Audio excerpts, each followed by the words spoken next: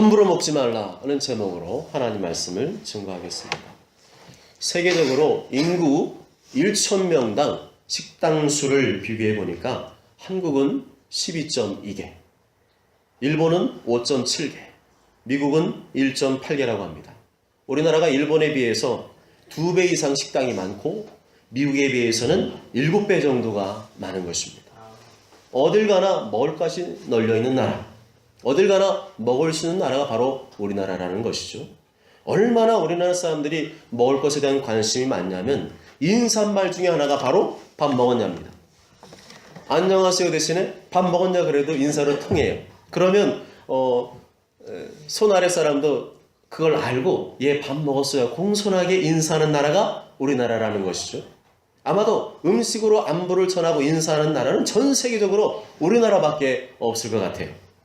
그러나 그 먹는 것 때문에 위암 발병 통계에서 전 세계 1위를 차지한 나라가 또한 우리나라입니다. 먹는 것을 소중히 여기는 것은 좋은데 몸에 좋지 않은 음식도 마구잡이로 먹기 때문에 많은 사람이 건강을 해치고 있다는 것입니다. 이로 볼 때 음식은 단순한 먹거리가 아니라 우리의 건강과 생명과도 직결되어 있습니다. 아무거나 함부로 먹으면 안 된다는 것입니다. 놀라운 것은 하나님께서도 우리의 먹는 것에 대해서 관심이 많으시다는 것입니다.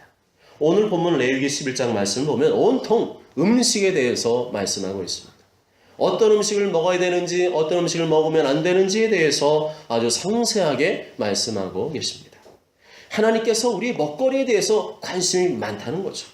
다시 말하면 하나님의 자녀들의 몸은 거룩한 성전이기 때문에 좋은 음식을 먹어서 아프지 않고 건강하기를 원하신다는 것입니다. 아멘. 그러기 위해서는 함부로 먹지 말 것을 말씀하고 있어요. 레위기 1장에 10장까지는 하나님께 대한 거룩이 무엇인지를 살펴보았습니다. 한마디로 말하면 하나님께 대한 거룩은 거룩한 제사, 거룩한 예배를 통해서 이루어지게 된다는 것이었죠. 예배를 소홀히 하는 사람 치고 거룩한 삶을 사는 사람을 본 적이 없습니다. 무질서하고 중심도 없고 방향도 없고 자기 마음대로 사는 사람 치고 거룩한 삶을 사는 사람을 본 적이 없습니다. 거룩한 삶을 살기 위해서는 반드시 질서가 있어야 되는데 그 질서의 중심에 예배가 있어야 되는 줄 믿습니다. 예배가 있을 때 삶의 질서가 똑바로 잡힙니다. 예배가 있을 때 마음의 안정과 평안을 되찾게 됩니다. 예배가 있을 때 무질서하고 헝클어진 삶이 저자리를 찾게 됩니다. 아멘. 요한복음 4장 23절에 아버지께 참되게 예배하는 자들은 영과 진리로 예배할 때가 오나니 곧 이때라. 아버지께서는 자기에게 이렇게 예배하는 자들을 찾으시느니라. 하나님께서는 예배하는 자들을 찾고 계십니다. 예배를 통해서 하나님과 만나고 교제하기를 원하십니다. 예배를 통해서 우리의 영과 육이 회복되어지고 기쁨과 평안이 넘치는 삶을 살기를 원하십니다. 예배는 인간의 본성입니다. 하나님께서는 인간 속에 예배라는 DNA를 심어 놓으셨기 때문에 예배를 드리는 것은 너무나 자연스럽고 당연한 것입니다. 인간의 본성을 거슬러서는 기쁨과 즐거움을 누릴 수 없습니다.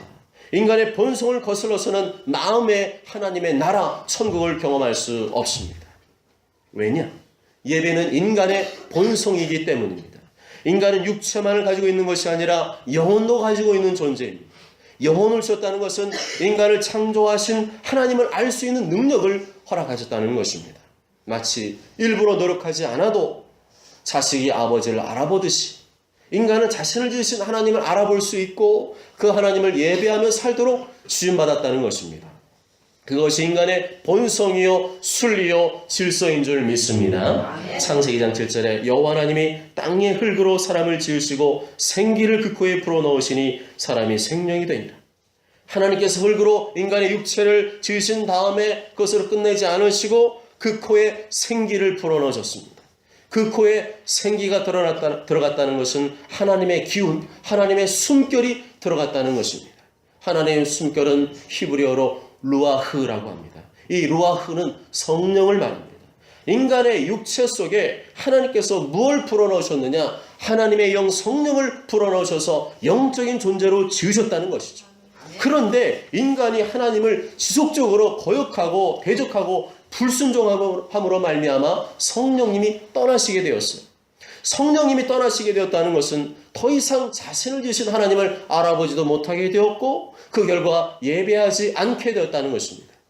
사무엘상 16장 14절에 보면 여호와 영이 사울에게서 떠나고 여호와께서 부리시는 악령이 그를 번뇌하게 한지라. 사무엘상 18장 10절에 그 이튿날 하나님께서 부리시는 악령이 사울에게 힘있게 내림에 그가 집안에서 정신없이 떠들어대므로. 성령님이 떠나가시면 악령이 임하게 됩니다. 악령이 임하면 번뇌하게 됩니다. 근심과 염려가 많아집니다.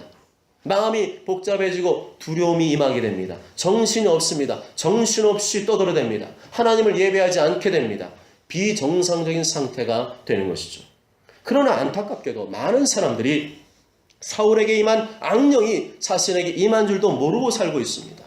많은 사람들이 하나님을 예배하지 않는 비정상적인 삶을 살아가고 있으면서도 자신은 정상이라고 착각하고 살고 있습니다. 자신은 하나님을 예배만 하지 않을 뿐이지 다 나는 정상이야 라고 주장합니다. 착각이죠. 그러한 생각 자체가 비정상이라는 사실을 모르고 있을 정도로 심각한 착각 속에 빠져 있습니다.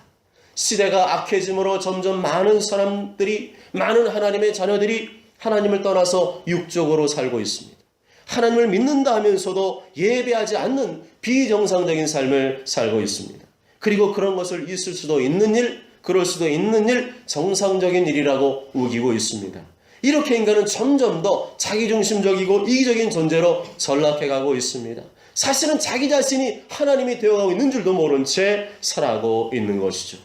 이렇게 많은 사람들이 하나님을 예배하지 않고 하나님을 떠나 살고 있기 때문에 누구를 찾고 계시느냐? 하나님을 예배하는 자를 찾고 계신 줄 믿습니다. 아멘. 그렇게 하나님께 예배하는 자에게 예배하는 그 시간에 하나님은 성령의 기름을 부으십니다. 영적인 생명력과 활기와 열정을 불어넣어 주십니다. 그리고 그들을 영원한 천국으로 이끌어 가시는 줄 믿습니다. 아멘. 잘 오셨어요. 피곤하고 힘든 상황 속에서 아주 잘 오셨어요. 지금 이 시간 하나님을 예배한 여러분에게 위로부터 하나님의 성령의 기름 부으심이 임하시길 바랍니다. 아멘. 세상에 줄 수 없는 놀라운 위로와 평안이 여러분에게 임하시길 바랍니다. 아멘. 창세기 6장 1절 3절에 보면 사람이 땅 위에 번성하기 시작할 때 그들에게서 딸들이 나니 하나님의 아들들이 사람의 딸들의 아름다움을 보고 자기들이 좋아하는 모든 여자를 아내로 삼는지라. 여호와께서 이르시되 나의 영이 영원히 사람과 함께 하지 아니하리니 이는 그들이 육신이 됨이라. 그러나 그들의 날은 120년이 되리라 하시니라 말씀합니다. 사람이 땅 위에 번성할 때 가인의 자손과 셋의 자손이 동시에 번성했습니다. 가인의 자손은 이기적이고 탐욕적이고 잔인하고 하나님을 거역하는 불신의 후손들을 말합니다. 셋의 자손은 하나님께 마음과 정성을 다해 예배를 드렸던 아벨의 후손, 곧 믿음의 후손들을 말합니다. 이 두 자손이 동시에 이 땅 위에 번성하였습니다. 신자와 불신자 가리지 않고 모두에게 하나님이 축복을 하셔서 생육하고 번성하게 되었습니다. 그런데 인간은 그러한 하나님의 자비로우심을 악용하였습니다. 이렇게 살아도 봐주실 거야, 저렇게 살아도 봐주실 거야 라고 생각합니다. 그러한 하나님의 자비로우심을 악용하고 하나님의 말씀을 남용한 결과 하나님의 아들들이 사람의 딸들, 곧 하나님을 모르는 자손들과 결혼을 하게 되었습니다. 하나님의 뜻은 하나님의 아들들이 하나님의 딸들과 결혼하는 것인데 그 뜻을 따르지 않고 단순히 자기들이 좋아하는 사람, 자기 눈에 보기에 좋은 사람들과 결혼을 하게 되었습니다. 하나님의 자녀들이 영적인 것, 거룩한 것, 하나님의 뜻이 무엇인지를 고려하여 선택하기보다는 세상적이고 육신적인 기준과 가치 판단을 따르게 되었다는 것입니다. 그 결과 하나님의 자녀들은 영적인 존재인데 육적인 존재가 되어버렸습니다. 이는 그들이 육신이 됩니다. 원래는 그렇지 않은데, 원래는 영적인 존재인데 이렇게 이방의 하나님 믿지 않는 자녀들과 결혼함으로 말미암아 영적인 혼합이 일어났고 그 결과 어떻게 되었느냐? 영적인 존재가 된 것이 아니라 육신의 존재가 되어버렸습니다. 영적인 존재가 육적인 존재와 결합하게 되면 영적인 존재가 되는 것이 아니라 육적인 존재가 되는 것입니다. 하나님의 자녀들이, 영적인 존재들이 육적인 존재가 되어 갈수록 영적인 것을 추구하지 않게 됩니다. 하나님을 찾지 않게 되고 하나님 예배하지 않게 되고 하나님 말씀에 불순종하게 됩니다. 왜 많은 크리스찬들이 점점 영적인 존재가 아니라 육적인 존재로 변질되어 가고 있는가? 왜 많은 크리스찬의 부모의 자녀들이 하나님을 떠나서 불신자가 되고 있는가? 이것은 성경 말씀에 의하면 결혼과 연관이 있습니다.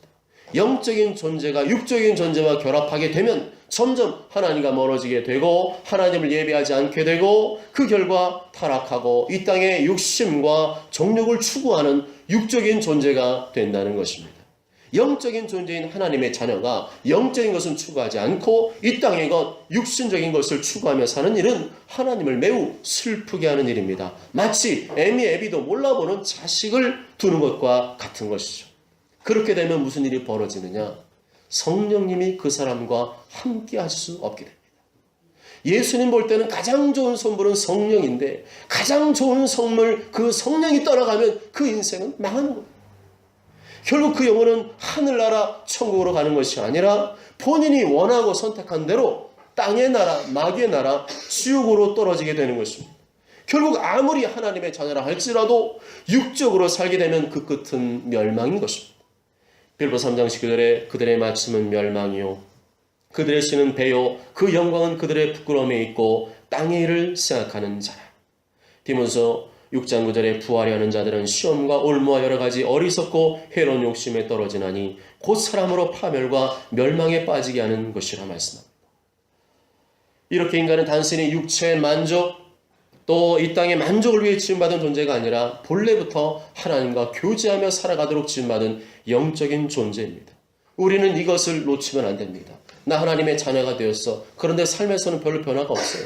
내가 하나님 믿게 된 거, 예수 믿게 된 그것은 확실하지만 삶에서는 변화가 없어요. 그러니까 사람들이 영적인 존재를 잊고 삽니다. 난 영적인 존재를 잊고 살고 육적인 존재로 육적인 것에 만족하며 살려고 합니다. 그러나 그게 아니라는 거예요.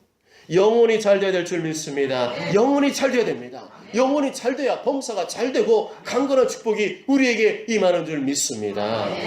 인간에게 있어서 먹고 마시고 입는 것은 없어서는 안 되는 중요한 것이지만 인간은 그것만으로는 만족할 수가 없는 존재라는 거죠.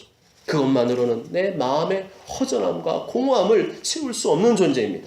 마태복음 4장 4절에 예수께서 대답하여 이르시되 기록되었을 때 사람이 떡으로만 살 것이 아니요 하나님의 입으로부터 나오는 모든 말씀으로 살 것이라 하였느니라 하시니 떡 다음에 말씀이 아니라 말씀 다음에 떡인 줄 믿습니다. 말씀 다음에 떡인 줄 믿습니다.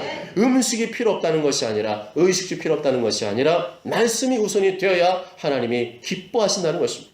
우리가 먼저 말씀대로 영적으로 살아갈 때 우리가 먼저 하나님 나라 의를 구하며 살아갈 때 육적인 것도 더해진 줄 믿습니다. 오늘 본문에서는 하나님의 자녀들이 하나님을 예배하며 영혼의 거룩함을 추구함과 동시에 육적인 것에도 거룩함으로 살아야 될 것을 말씀하고 있습니다. 오늘 본문에서 놀랍게 말씀하고 있는 것은 음식에 관한 것이죠. 거룩과 음식이 연관이 있다는 거예요. 우리가 먹어야 될 음식과 먹지 말아야 될 음식을 종류별로 나누어서 구체적으로 말씀해주고 있습니다. 이것은 단순히 우리 육신의 건강을 위한 것일 뿐만 아니라 하나님과의 영적인 교제를 방해하는 것들에 대한 말씀입니다. 그래서 레위기 11장 말씀 전체를 가리켜서 음식법이라 하지 않고 정결법이라고 말하는 것이죠. 먼저 1절부터 8절까지의 말씀을 보면 정한 짐승과 부정한 짐승에 대해서 말씀하고 있습니다. 특히 4절, 5절, 6절, 7절에 보면 부정하고 라는 표현이 나옵니다. 이 부정하다라는 말은 영어로 not clean이에요. 깨끗하지 않다는 거죠. 이것을 가리켜서 어떤 학자들은 good for you, 너에게 좋지 않다. not good for you, 너에게 좋지 않다. 너에게 좋다, 좋지 않다 라고 해석을 하기도 합니다. 어떠한 음식을 먹었을 때 그것이 우리 몸에 좋은 결과를 가져오느냐, 해로운 결과를 가져오느냐로 이 두 가지를 구분하셨다는 거죠. 즉 하나님께서 정하신 깨끗한 것을 먹으면 우리 몸에 유익한 결과를 낳지만 반대로 하나님께서 부정하다 하신 음식을 먹으면 우리 몸에 해로운 결과를 가져온다는 것입니다. 하나님께서 정하다, 깨끗하다 하신 말씀에 나오는 동물은 굽이 갈라진 쪽발, 굽이 두 개로 갈라진 쪽발, 그리고 되새김질하는 동물이어야 됐습니다. 이 두 가지 다 조건이죠. 굽이 갈라져야 되고 되새김질도 해야 됩니다. 그런데 굽은 갈라졌지만 되새김질 안 하고 또 굽은 갈라지지 않았지만 되새김질만 안 하고 그것은 다 여기에 정한 음식이 될 수 없었습니다. 그래서 낙타나 사반, 너구리 같은 것이나 토끼, 말은 여기에 해당이 안 되고요. 주로 소, 양, 염소와 같이 쪽발이 되고 되새김질하는 것만이 인간이 집에서 기르는 가축만이 여기에 해당되었습니다. 이렇게 가만 보면 이 짐승들, 먹을 수 있는 짐승들은 뭐냐? 집에서 기를 수 있는 거예요. 사람들에 의해서 길러진다는 것은 성격이 온순한 것을 말하고 또한 사람들을 위해서 희생되어지는 동물이라는 것이죠. 또한 풀을 먹고 되새김질한다는 것은 소화를 잘 시키는 동물이라는 겁니다. 그래서 독이 잘 빠져나간 인간에게 이로운 그런 짐승들, 그런 짐승들만 먹으라고 말씀했던 것입니다. 그런데 7절에 보면 가축 중에서 돼지는 안 된다고 말씀하죠. 돼지는 쪽발이지만 되새김질을 하지 않습니다. 또한 돼지는 율법에서 정한 부정한 짐승일 뿐만 아니라 유대인들이 위생상으로 좋지 않았습니다. 지금의 냉장고가 발달해 있으니까, 냉장실이 잘 돼 있으니까 돼지고기가 위생적으로 잘 보관되고 운반되죠. 그렇지만 이 중동 지역에서는 온도가 아주 높습니다. 그래서 돼지고기는 한번 실온 상태에 방치하면 제일 먼저 부패하는 음식이기 때문에 중동 지역에서는 해로운 음식으로 간주되었다는 것이죠. 또한 돼지는 주로 이방인들이 기르는 짐승이었습니다. 이 돼지는 이방의 신전에 바쳐지는 제물로 사용되었습니다.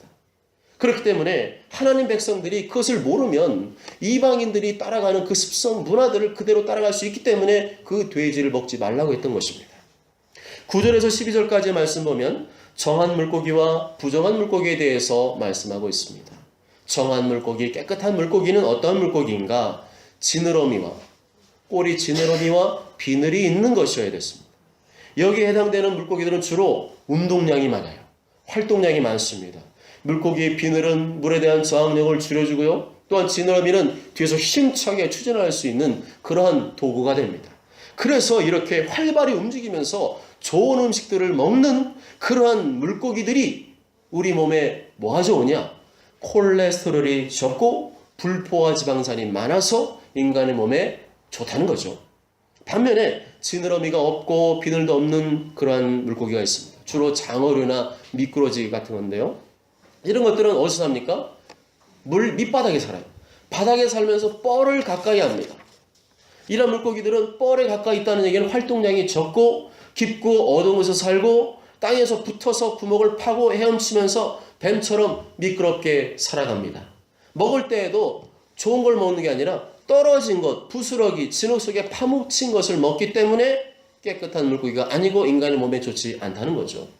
13절에 19절까지 말씀 보면 정한 새와 부정한 새에 대해서 말씀하고 있습니다. 그런데 새의 경우에는 정한 새, 깨끗한 새에 대한 언급은 전혀 없어요. 그냥 모두 다 부정한 새에 대해서만 말씀하고 있습니다. 특이한 것은 뭘 통해서 구분한다 이런 게 없고요. 그냥 정확하게 지목을 하고 계세요. 독수리, 솔개, 물수리, 말똥가리, 까마귀, 타조, 타우마스, 갈매기, 새매, 올빼미, 가마우지, 부엉이, 황새, 백로, 박쥐라고 정확하게 지목을 하십니다. 그럼 왜 이렇게 이 새들이 부정한가? 첫째로는 이런 새들은 공통적으로 공격성이 강하고 잔인합니다. 한번 먹이를 포착하면은 저 위에서 날라서 낚아챌 때 아주 잔인하게 확 낚아챌 뿐만 아니라 먹을 때도 막 찢어가지고 쪼가리 타 나눠서 먹습니다. 이러한 공격성이 강하고 잔인한 조류를 먹게 되면 우리 인체에도 그 영향을 미친다는 거죠. 우리가 그렇게 잔인하고 공격적인 사람 되기를 원하지 않으시기 때문에 그런 잔인하고 공격성이 있는 새들을 먹지 말라고 하신 것입니다. 둘째로 이러한 새들은 대체로 딱 보이는 곳에 있지 않고 어둡고 황폐한 곳에 살기 때문에 하나님의 자녀들이 그러한 습성을 받기를 원치 않는다는 거죠.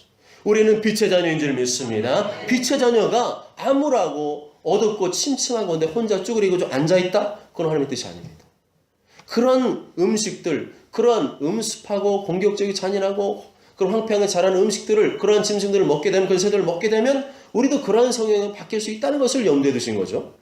셋째로 새들은 뱀이나 지렁이, 벌레와 같이 부정하고 혐오스러운 것들을 먹고 살기 때문에 이런 부정하고 혐오스러운 것들이 우리 안에 들어오지 않기를 바란다는 뜻이 담겨져 있습니다. 넷째로는 새들은 다른 이방 사람들에게서는 어떤 징조를 알리는 동물로 상기됩니다. 그래서 우리나라에도 까치가 오면은 뭐 손님이 오나 뭐 이런 거 있잖아요. 뭐 길조, 흉조 분류하듯이 그런 미신적인 것들이 새들에게 담겨져 있어요. 그래서 그런 것들이 섞이지 않도록, 미신적인 것들이 섞이지 않도록 그런 새들을, 부정한 것들을 먹지 말게 하셨던 것입니다. 또한 20절에 23절에 보면 곤충에 대해서 말씀하십니다. 곤충. 깨끗한 정한 곤충과 부정한 곤충에 대해서 말씀하고 있습니다. 곤충 중에서 먹을 수 있는 정한 곤충, 깨끗한 곤충은 뭐냐? 날개가 있고 네 발로 뛰어다니는 다리가 있어야겠습니다.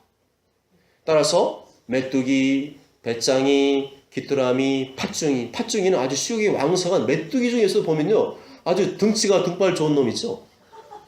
있어요. 아주 단단하게 생긴 녀석 있거든요. 그놈들은 아주 먹어치워요. 그놈들이 한번 휩쓸고 가면은 곡식 이거 먹고 다 끝나는 거죠.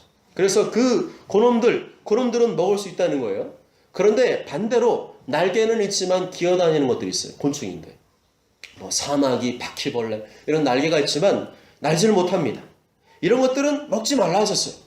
이런 것들은 실제로도 우리가 잘 먹지 않죠. 그것은 우리 몸에도 좋지 않다는 거예요. 또한 영적인 의미가 있습니다. 우리는 하나님의 자녀라는 날개를 가지고 있습니다. 그런데 불구하고 하늘을 향해 뛰지 못하고 여전히 땅의 것만 구하는 그런 인생이 되지 말라는 거예요.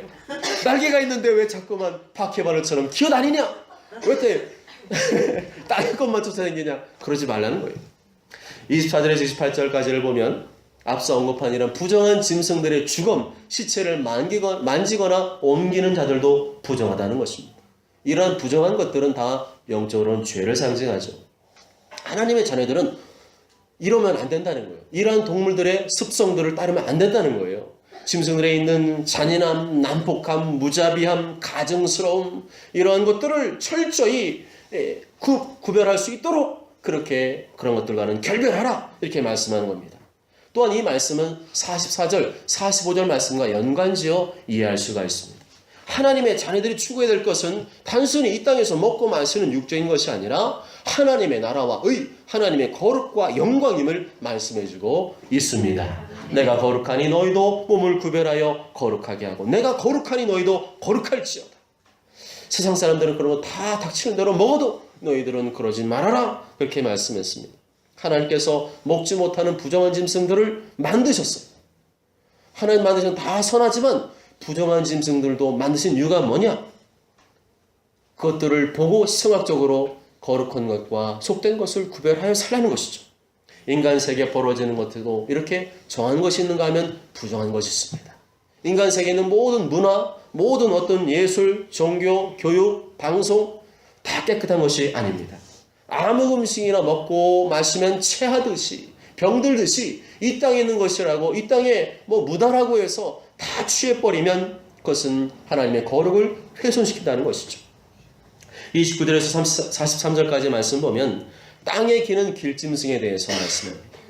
그 중에서 두더지, 쥐, 도마뱀, 악어, 카멜레온, 배로 기어다니는 뱀, 기어다니는 것 중에 4발이나 여러 발을 가진 것들을 먹지 말라 말씀합니다. 이런 것들은 영적으로 볼 때 하늘의 거룩한 것 대신에 땅의 것, 세속적이고 육신적인 것들에 더 깊은 관심을 갖는 사악한 존재들을 상징합니다. 특히 뱀은 하나님의 저주를 받아서 원래는 기어다니지 않았던 것 같아요. 그전에는 기어다니지 않았는데 저주를 받아서 어떻게 했습니까? 땅에만 기어다니게 됐어요. 이러한 인간과 하나님의 관계를 파괴하고 하나님을 대적하고 거역하는 불순종의 세력, 바로 이것들이 다 기어다니는 짐승들을 상징한다는 것입니다. 이렇게 우리는 레위기 11장 말씀을 통해서 깨끗한 음식과 부정한 음식에 대해서 살펴보았습니다. 먹어야 되는 음식과 먹지 말아야 되는 음식에 대해서 살펴보았습니다. 그런데 이 말씀을 신약 시대에도 문자 그대로 적용해야 되는가? 신약 성경에서는 이것에 대해서 어떻게 말하는가에 대해서 알 필요가 있습니다. 사도행전 10장에 보면 베드로가 낮 12시에 기도하던 중에 환상을 보게 됩니다. 근데 환상이 이상했어요. 그 환상을 보니까 큰 보좌 같은 것이 위로부터 쫙 내려왔는데 그 속에 무엇이 있었느냐? 오늘 레위기 10장에서 말하는 부정한 짐승들이 다 들어있는 거예요. 그걸 보면서 베드로가 기분이 나빴죠. 사도행전 10장 말씀 보면 그 안에 있는 땅에 있는 각종 4발 가진 짐승과 기는 것과 공중에 나는 것들이 있더라. 또 소리가 있으되 베드로야 일어나 잡아먹으라 하거늘 베드로가 이르되 주여 그럴 수 없나이다. 속되고 깨끗하지 아니한 것을 내가 결코 먹을 수 없나이다 한데 또 두 번 소리가 있으되 하나님께서 깨끗하게 하신 것을 내가 속되다 하지 말라 하더라 말씀합니다. 분명히 레위기를 통해서는 먹지 말라 하셨는데 이제는 뭐라 하는 거예요? 먹으라는 거예요. 이제는 구약율법에서 정한 부정한 것도 먹어도 된다는 거예요. 예수님께 십자가에 달려 죽으심으로 말미암아 율법에서 요구하는 이러한 의식법, 제사법 이런 것들은 다 이제는 폐하해졌기 때문에 더 이상 여기에 속박받을 필요가 없다는 겁니다. 디모데후서 4장 3절 4절에서도 어떤 음식물은 먹지 말라고 할 터이나 음식물은 하나님이 지으신 바니 믿는 자들과 진리를 아는 자들이 감사함으로 받을 것이니라. 하나님께 지으신 모든 것이 선함에 감사함으로 받으면 버릴 것이 없나니라고 말씀합니다. 구약에서 율법에서 부정하다고 하는 음식들도 이제는 다 먹을 수 있게 되었습니다. 하나님께 주신 모든 것이 선하시기 때문에 그냥 감사하고 먹으면 된다는 거죠. 그렇다고 해서 닥치는 대로 이제는 막 먹어라, 그런 의미는 아닙니다. 우리나라 사람 특히 조심해야 돼요. 닥치는 대로 다 먹어요. 속껍데기부터 해가지고 그저 꼬리까지 다 발라 먹어요. 분명 어떤 음식은 우리 몸에 좋은 것이지만 우리 몸에 해로운 것이 있습니다. 이 율법을 주신 원래 목적도 우리의 건강을 생각해 주신 거죠. 굿, 너에게 좋은 것이지만 not good도 있다는 거예요. 그것을 구별해서 먹으라. 다 하나님 창조하시기 때문에 좋은 것이지만 우리 몸에는 안 좋은 게 있다는 거예요. 우리 몸에 해로운 것들이 있는데 그런 것들은 아무거나 함부로 먹지 말아라 라는 것입니다. 의학적으로나 과학적으로나 증명된 그런 것들도 있어요. 의학적으로나 과학적으로나 해충이 많고 세균들이, 안 좋은 세균들이 많은 그런 짐승들이 있습니다. 그런 것들을 일부러 찾아 먹을 이유는 우리가 전혀 없다는 겁니다. 함부로 먹지 말고 우리 몸에 좋은가 아닌가 잘 구별해서 먹으라는 거죠. 사랑하는 여러분, 우린 예수님께서 십자가에서 우리 죄를 대신하여 십자가에서 피 흘려 죽으시고 부활하신 신약시대를 살고 있기 때문에 오늘 본문 레위기 21장 말씀을 문자 그대로 적용하지는 않습니다. 그렇지만 그 정신과 원리는 이 시대에도 적용이 되고 있습니다. 레위기 나오는 부정한 짐승은 이 시대에 와서는 영적으로 해롭고 가증한 것들을 상징합니다. 이건 어디까지나 예술이야, 이건 어디까지나 표현의 자유야 라고 말하는 것들 중에 하나님의 영광과 거룩을 훼손시키는 것이라면 우리는 그 어떤 것도 배격해야 될 줄 믿습니다. 최근에 예수님과 예수님의 제자들을 동성애자로 묘사하여 극장에서 상영하려고 하는데 보고 싶으세요? 우린 영화를 단호히 반대해야 됩니다. 그리고 만일 극장에서 이런 영화를 상영할 때 아이고 극장에서 보라고 보여주는데 한번 봐야지, 그러면 안 되고 우리는 그런 것들을 절대로 보지 마시기 바랍니다. 마치 구약에 나오는 짐승, 부정한 것과 깨끗한 것을 가리듯이 우리도 세상의 것이라고 다 우리가 취할 것이 아니라 우리는 그런 것들과 가까이 하지 말아야 됩니다. 음란한 것 보지 마십시오. 폭력적인 것 보지 마십시오. 귀신, 좀비, 이상한 난잡한 영적인 존재 나오는 것 보지 마십시오. 그리고 그런 것을 노골적으로 조장하는 영화, TV, 유튜브, 인터넷 기사 같은 것 보지 마십시오. 왜냐? 우리에게 좋은 게 아니에요. 낫굿이에요. 낫굿. 굿은 보세요. 우리의 인간미를 더해주거나 또 우리의 믿음을 더해주는 것들은 보세요. 굿이에요. 그러나 그렇지 않은 것들은 낫굿은 보지 말라고 오늘 말씀에서 영적인 원리를 말씀해주고 있습니다. 아무리 그럴듯한 논리로 포장되어 있다고 할지라도 우리의 마음을, 우리의 믿음을 떨어뜨리고 예수님의 사랑을 식어지게 하고 천국에 대한 소망을 식어지게 하고 하나님의 영광과 거룩을 훼손시키는 것이라면 아무거나 먹지 말라는 겁니다. 특히 피 있잖아요. 피는 오늘날에도 먹어서는 안 됩니다. 왜냐하면 성경에서 일관적으로 피는 곧 생명이라고 말합니다. 피를 마시는 것은 아무리 피가 효능이 있다 할지라도 결코 하나님께서는 지지하지 않습니다. 그리스도인으로서 특히나 짐승의 생피를 빨아먹는 사람들, 절대 이거는 회개해야 됩니다. 그 피 속에는 세균도 많을 뿐만 아니라 그 피를 먹는 것은 자기의 생명을 먹고 마시는 것과 똑같기 때문에 피를 마시는 것은 하나님의 영광을 가리는 그런 생활 습관입니다. 모쪼록 저런 모두가 영적으로나 육적으로나 아무거나 함부로 먹지 마시고 거룩하고 좋은 것만을 취하심으로 말미암아 하나님의 영광과 거룩을 나타내시는 거룩한 하나님의 자녀들 되시길 주님의 이름으로 축복합니다. 아멘.